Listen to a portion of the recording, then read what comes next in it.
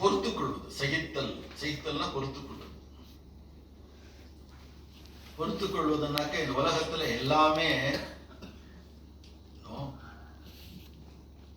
ஒன்றுக்கொன்று வேறுபட்ட அனுபவங்களை உடையது, இருமைகளை உடையது. துவந்துவம், துவந்துவம்னா இருமை. இந்த உலகத்துல எல்லாமே இருமையை உடையது,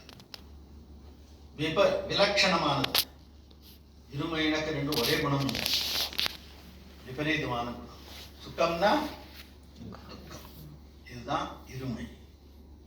உலகமானது இருமை மயமானது, துவந்துவாத்மகம்.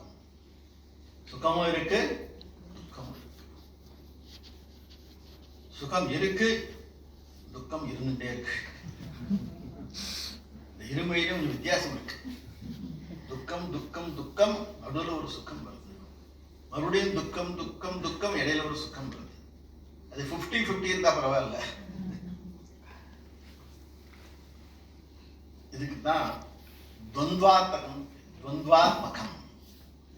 சில பேர் பிரைஸ் பண்ணுவார், சில பேர் நிந்தனை செய்வார்கள். மானம் அபமானம், புகழ்ச்சி இகழ்ச்சிங்கிறதும் புகழ்ச்சியை நம்ம தலையில எடுத்துட்டானாக்க